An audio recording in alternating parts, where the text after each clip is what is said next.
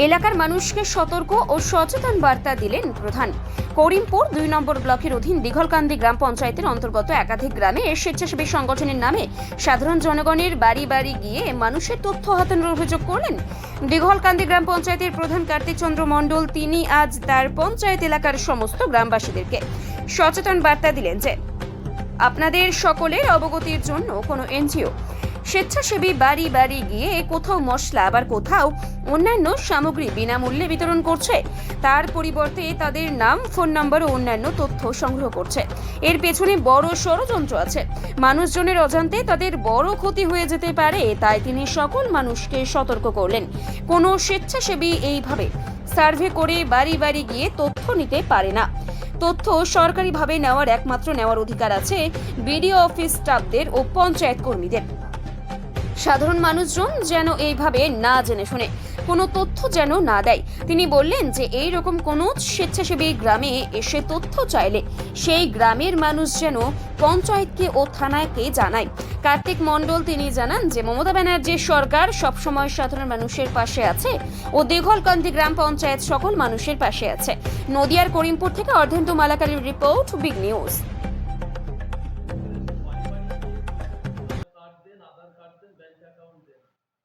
এইভাবে এনজিওরা নানা রকম প্রলোভন দেখাচ্ছে, মানুষ কি সর্বশান্ত হতে পারে?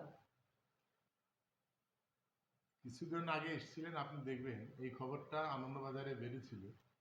তো আমি প্রচন্ডভাবে তৎপরতার সাথে আপাতত আমার অঞ্চলটা বন্ধ, কারণ হচ্ছে রংপুর বিভিন্ন প্রত্যন্ত গ্রামে বলছি আমরা কোনো এনজিও থেকে এসেছি, আমরা বিশ্ববিদ্যালয় থেকে এসেছি, আমরা কোনো সংস্থা থেকে এসেছি।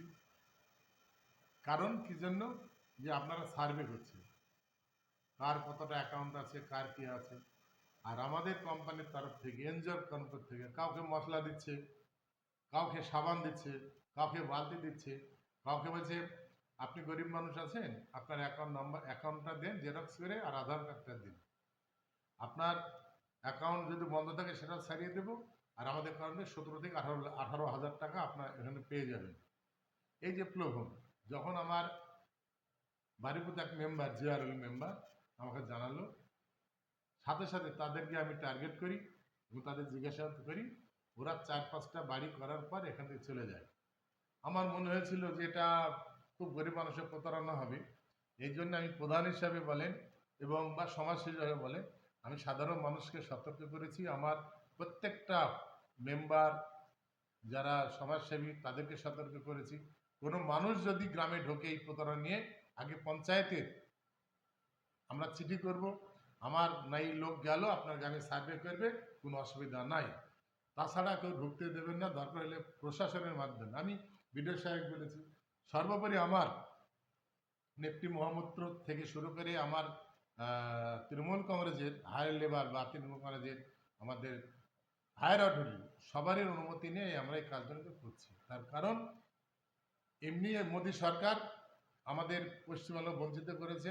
আপনারা নিশ্চয়ই জানেন 50 টাকা তেলের দাম 100 টাকা, 1 কেজি তেলের দাম 60 টাকা থেকে 120 টাকা, ডালের দাম 200 টাকা, প্রত্যেকটা জিনিসের দাম বেশি, পেট্রোলের দাম বেশি, গ্যাসের দাম 400 টাকা থেকে এখন 1000 টাকা, নিত্য প্রয়োজনীয় দামের জিনিস দাম বেশি। পশ্চিমবাংলাকে 100 দিনের কাজের গ্যারান্টি থেকে তুচ্ছ করেছে, দেয়নি অবৈধভাবে।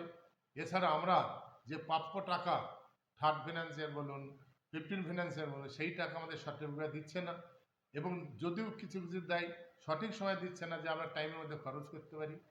কেন্দ্র সরকারের বঞ্চনার থাকা সত্ত্বেও মামাটি সরকারের নেত্রী মমতা বন্দ্যোপাধ্যায়, আমরা তার দলটা করি, পরিষ্কার কথা বলছি, আমরা সেই দলে করি। তেনাকে দেখে আমরা শিখেছি, তাই মানুষের পাশে আছি। গ্রাম বাংলায় যদি কোনো ব্যক্তি বা কোনো সংস্থা বা এনজিও কোনো ভুয়ো নাম দিয়ে আসে, তার প্রতিবাদ আমরা করব, আমার দল করবে, আমার পঞ্চায়েত কর্মীরা, পঞ্চায়েতের যত মেম্বার আছে সবাই মিলে আমরা ঝাঁপিয়ে পড়ব। এর থেকে আমরা রুখবই রুখব। এই কাজ আমরা জ্যান্ত থাকতে হতে দেবো না। আমরা দেখেছেন আপনারা, একটা মোবাইলে আসলে ওটিপিটা দেন, তার সর্বশান্ত হয়ে গেল। এই জন্য আমরা বলেছি যার এখন আধার কার্ড সুরক্ষিত রাখবেন। যদি প্রয়োজন হয় সেই সংস্থায় যাবেন, গিয়ে তাদের সঙ্গে কথা বলে কাজ করবেন। অন্যথায় বিনা পয়সায় বাড়িতে এসে আপনার উপকার হবে, এটা এই এই যুগে মানুষ করে না। এটা আমাদের আগের খবরটা হয়েছিল খুব, আমরা আনন্দবাজারে ধন্যবাদ আপনাকে ধন্যবাদ জানাচ্ছি যে যদি এইটা ভালোভাবে একটু করেন, সাধারণ মানুষ, গরিব মানুষরা একটু উপকৃত হবে। আমার পরিচয় আমি কার্তিক চন্দ্র মণ্ডল, দেউলকান্দি গ্রাম পঞ্চায়েতের প্রধান।